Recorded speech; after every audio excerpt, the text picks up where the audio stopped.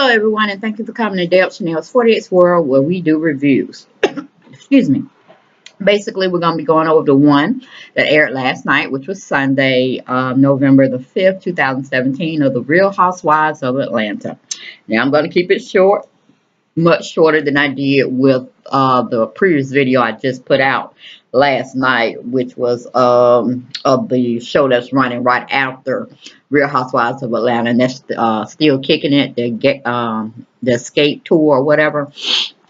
Go and watch that for me and subscribe if you haven't already done so, as well as share my videos. Okay, but basically we're going to get into this episode, the first episode of season 10. The title of it was the 50 Shades of Cynthia. I don't know why we doing anything on her per se, but you know that's where we are. The first start of the episode is when Candy, stop it, y'all, stop.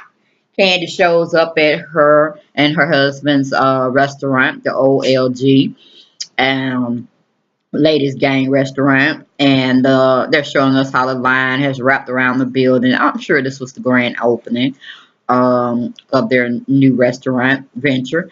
And Candy's very smart businesswoman. She knows she has to make reoccurring visits to her location because you know that's the only way people really gonna come in unless they got fantastic food and fantastic prices. Okay, so she got that on lock when it comes to making appearances and taking photos and this, that, and or just to get the stuff or the restaurant taken off in good ease. So she was sitting there also having a conversation with Todd about trying to see how she was going to balance life, being a mother as well as being a business professional, entrepreneur. And I'm like, honey, if you don't know it by now, you're never going to get the aspect. It seems like you're doing a wonderful job. So why even test the theory or the strategies you're doing now to stay on top?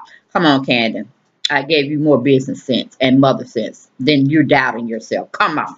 Okay, then we go to Cynthia. She's in her new digs at Bailey Lake, and she's planning her 50 Shades birthday party. I don't know why the other friends couldn't throw her one, but it is what it is. Okay, she's throwing her own thing. And of course, she's invited Nene down to her home to see it, I guess, for the very first time, and to have, you know, mediocre conversation. Nene and Cynthia gets into talk about Kenya and her possibly fake marriage, this, that, and third. And, you know, Nene gonna be taking her shots left and right because she be like, wait a minute, I don't know, let me grab my wig and see. Well, who the man she married? Because she was dating that, you know, sociopath, psychopath, Matt.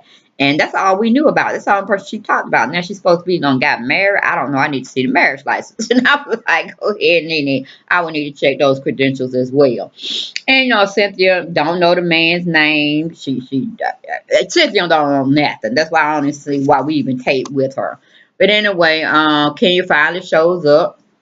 It's funny how Nene, I don't know who had their cars first. I think Kenya had her car first, but it seems like Nene and Kenya are sporting the same black Rolls Royce or something to that nature. I don't know. It just looked like the same car. But Nene's black and hers, Kenya's white. Then they come in dressed alike, like the Boxer twins. I'm like, wait a minute now. Y'all just didn't, you know, doing duality just a little bit too much, okay? Nene had on her white blouse and her black slacks, and, you know, Kenya had on the same thing. Personally, I think Nene wore better, but it is what it is, okay? I'm a little biased, as you can tell. Then they get to sit and talking, and you know, Nene gets into drilling like no other, and I like it because she just goes straight for the juggler. She wants to know what's up. She don't want to put around. She just goes right on and asks her, "What's the man's name? You got married? What's going on?" Okay, and of course, Kenya should have known by now that Nene is a straight shooter. She goes straight for the juggler. She wants to know these answers, and then she just playing with her, talking about her husband's name is Baby, and go on. And she really just left it at Baby. She didn't really tell her anything worth anything. Okay, but she's saying that the marriage is legit. Nene gives her all her congratulatory type salutations or whatnot. Stop it, y'all. Hold on. Get out. Go. And all of that jazz. And, you know, they having a little, I don't brunch, or it ain't really lunch, it ain't really breakfast. I don't know what Cynthia throwing out there. It looked like a little fruit something, but not a fruit spread. You get what I'm saying? So anyway, we in that situation. Then we go where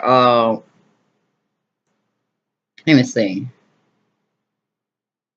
But you know, then you just tell her to be happy, whatever, and you know, you and your baby, and you know, blessings to you all. But I'm sure we're gonna come up with some more bull from Nene to expose Kenya, like she does all the time, and all the other players in the Real Housewives of Atlanta group. Okay. But she did leave like she wants to see the marriage license, and I'm right there with her. Okay, then we go to Portia's entertaining her cousin and her sister, and they're having like a little light dinner on some social thing that she does right after she does Dish Nation. I guess it's a get to know Portia type of commentary blog she does after hours. And you know, I wasn't impressed, and I'm sure you all weren't impressed either, but it just is what it is. She was doing, and then she went on to tell her sister and her cousin that she received a text from Phaedra. I'm like, oh, okay, we can't bring Phaedra back, but we can talk about Phaedra. Okay, I don't think that needs to even be addressed. Don't nobody need to be talking about Phaedra, because don't nobody want to see Phaedra back on Real Housewives of Atlanta because of her antics. And quite frankly, I didn't really want to see you again, Portia, because you know, you could have came out better when you and Candy had met at that restaurant and y'all were throwing deals. You could just sit down and say, well, look at him. I thought you were my friend.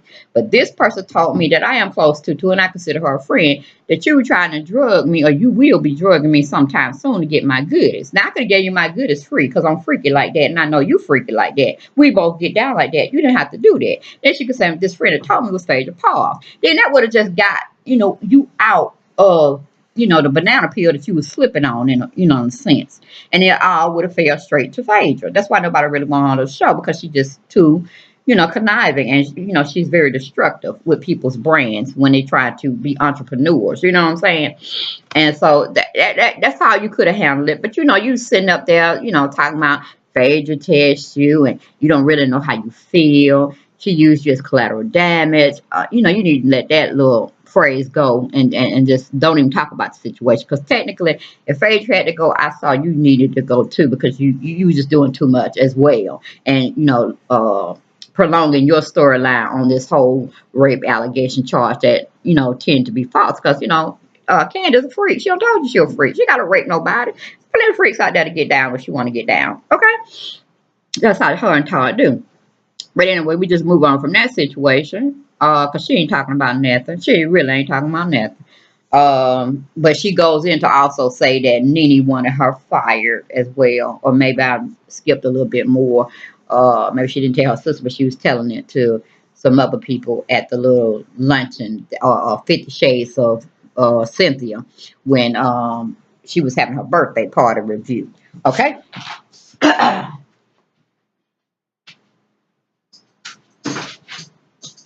But Nene, as well as when they were having that little brunch or whatever they were having for Kenya, and Nene, Cynthia and her did discuss why her and Portia stopped talking, this, that, and third. Nene says, you know, some years of disrespect, but Portia's basically saying, no, it's just a couple of weeks of some disrespect. And the whole essence of it was basically Nene wanted her gone from the show, only because of the antics of what Phaedra and her had put Candy through. Now, Nene is no friends with none of them. Don't get me wrong. She done had it out with everybody. But she knows how to kind of mend her fences back and come back. You see how she got in with Cynthia again, you know, but then Cynthia's that gullible type of person that, you know, she knows Nene has a strong presence.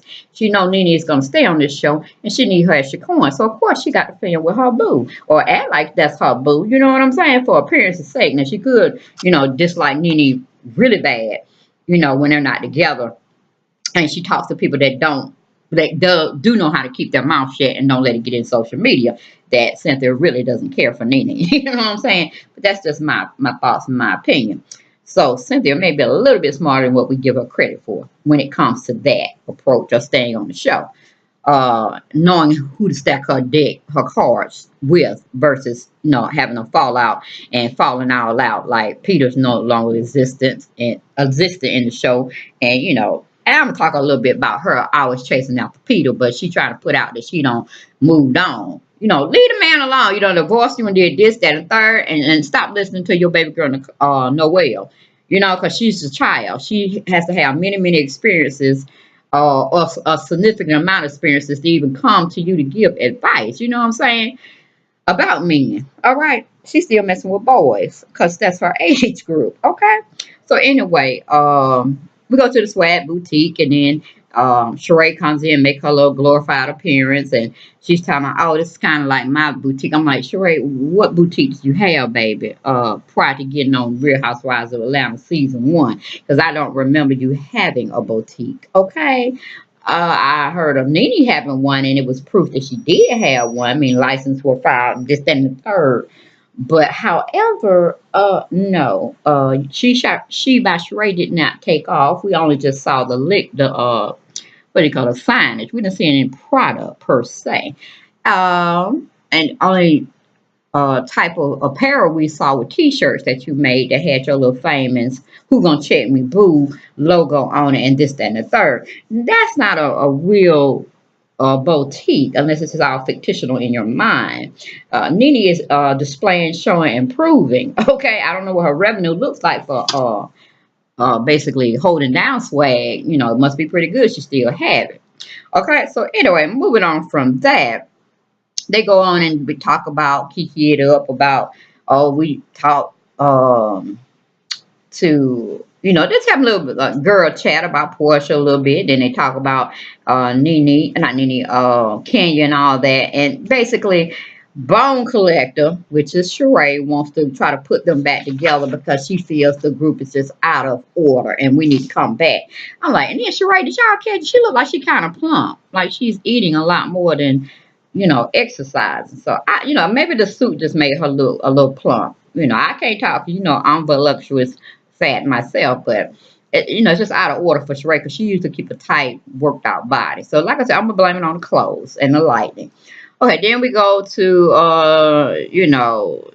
she putting up some kind of scam or scheme to get both Portia and Nene talking about the situation and their interactions that they're having about her being fired from the Real Housewives of Atlanta show, just like Phaedra had to get kicked out. Nene wanted her to go. I mean, she was just hypothetically talking because they just asked her opinion on Andy's Watch What Happens Live on one of his shows, and she was a guest host on that, or she was just there, giving her a little interview with him, and he just asked her, "Stop it, Elijah," or what do you call it? A fan had called in and whatnot and wanted to know her take on what she felt should happen to those two, meaning Portia and Phaedra, with all the upsetting news that they tried to put on Candy and her husband Todd. And she just spoke frankly, they need to be fired. Nene, she go back and forth and say she didn't say stuff. You got to show and prove with her and shut her down. But they ain't want to show and prove. They ain't have no clicks and all that. But Nene did express that she didn't want to have them on the show because of the mess that they brought and undue hardship that they put on somebody else. It is what it is. It is what it is. Nene just she float like the wind. She say things, and sometimes she need to keep her mouth shut, and she won't have a lot of fallback on her. So she's learning and proving. She's learning and showing and improving. So it's just a hot mess. But Nene know how to bring the drama. Okay, that's all I got to say about that. Then we go to Kenya's in her little Rolls Royce rolling down the street, and calling her dad calling her. He trying to figure out why she didn't invite him to the wedding, and she gonna tell him that she eloped. It's a real wedding, this, that, and the third. Personally speaking, I'm looking like it's fake. It's fake. It's on for TV because I'm like, come on now. Woo, that's just too much. Even just how she was talking, how she was expressing to her dad, talking about, well, you didn't want me to get married. You did. I mean, like, girl, you too old to even be making. You just need counseling. Just need counseling because you act like this in real life, and you're not that strong of a person of trying to find you love and this, that, and that. Maybe you just need to sit your ass down and don't find love. Let love find you, in a sense. Okay? Because I'm just tired of what you told your dad and what you could have told other people. It's just a hot mess, and I think everybody would have found out it was a staged event. That's just my opinion. Anyway, he forgave her. They, kissed up, and they in love again with each other. Okay, I'm like, whatever. Too much of a fake scene. Then we move on to let me see. Cynthia getting ready for her party. Her mother and her sister show up. I didn't see either one except for her mother in that pixie type wig that she gave me a tease there. Okay, yo. All right. Yeah, she got Cynthia down on that one. I don't know what Mallory was doing pretty much. I don't remember seeing Cynthia made up like that, have wearing a wig like that. Maybe she could. I just didn't see it. Whatever. Then she goes down. Mallory asks, what's her name? Cynthia, did she invite Peter? I'm like, why you invite Peter? Don't she supposed to have a boyfriend? Why is Peter even a thought in season 10? He should not be a thought. I mean, we played him up as much as we could in season 9. They divorced. They moved on. They've got new prospective partners. Come on now. Oh, he's not our storyline anymore. And that's our Cynthia giving us that she need to be off the show. Okay? Because I let Peter go on and do his thing. Okay? And hopefully he'll come out with his own show and we can see him on the big tube and, giving our opinions on what he's doing. Okay? From our perspectives. So it just is what it is. I like, man, sit your ass down. I'm tired of seeing you and your mama on the show. But at least your mama know how to play her role. She speak when she's spoken to. And that's pretty much it. Mallory, you're not a part of the show. We don't even need to give you half of a piece. We don't need to have you as a guest because you're a little shit starter. Okay? And then you didn't even want them to get married. You were trying to hide the marriage license with your mama. Okay? So I'm like, Mallory, shut up. Okay? If you want to know how Peter doing, what's he coming? You should have called him so you had his number. Okay? Anyway, pretty much she just told them, Noelle told her to stop being a stalker and to go on about her business. And if Noelle did do that after what we did see her do with her mama, which was foolish, kudos to Noelle. All right. But then moving on from that, they come to Cynthia's party and everything, the girls, and Nene goes up and finds out, tells a few of the ladies who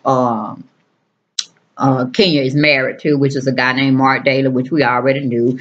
And she had to find out through social media. So she made a little pun saying, if you want to find out anything about Kenya's life or whatever, just go to social media because she put everything out there. But she won't tell her so-called close friends on Real Housewives of Atlanta. I said, go ahead, do your thing, Nene. Expose, expose, expose. Okay, then Candy shows up, with Shamia, and Kenya just doing too much. They're doing too much, and then Candy going to express her opinions on why she didn't invite her friends to her so-called wedding, this, that, and the third. Trying to get her little digs in. I'm like, slow your roll, Candy, slow your roll, okay? Okay, then Cynthia finally comes in to greet her guests, walking down her red carpet, looking as cute as she want to be. I could have sworn I saw Rico Chappelle was there in attendance, and I think Angie Stone. They only just showed them briefly. And I think Toya from Married to Medicine was back there too. But okay, they played their role. They made their little appearance, their little cameo, quick shot, no talking involved. Then Portia and Sheree finally show up, and Portia goes give everybody a kiss and a little hey and all that too. Nice greeting to everybody except for Nene. She just throw her hands up at her. I'm like, okay. Then she goes around and hugs Candy and stuff, and Candy hugs her back. And I'm like, now, Angel, who being fake and fraudulent now, Candy? Who's being fake and fraudulent now? And she gonna have her little cameo. Oh, why did I do that? Oh, I lost my mind one track. I don't like her like that. Why did I hug her? I'm like, girl, please, cause you fake. Okay, you fake.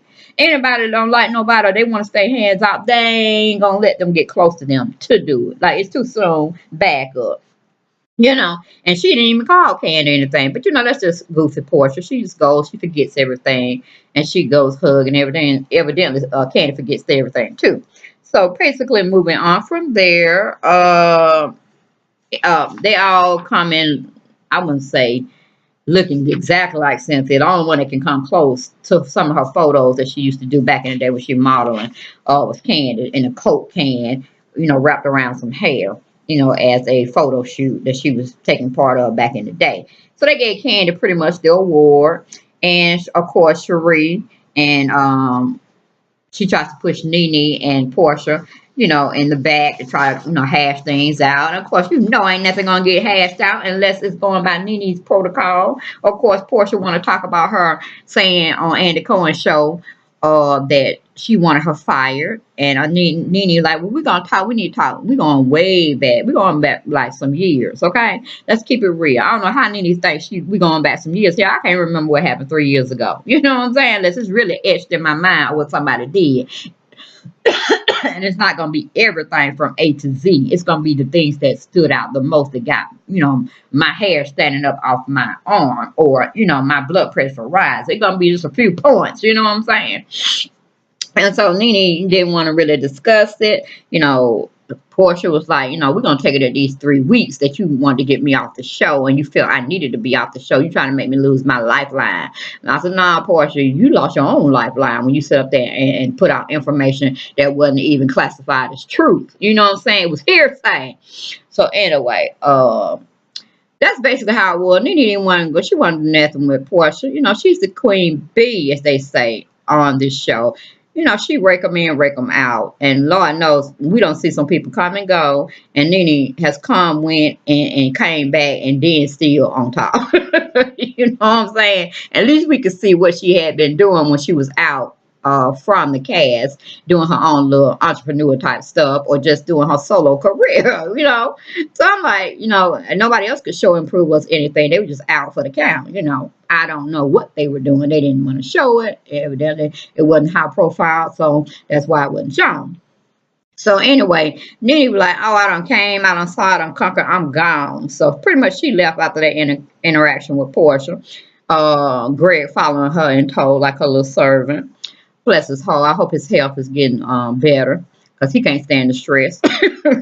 He need his mind to still be flowing, and he don't need his wife being upset, because that's making his lifeline drop as well.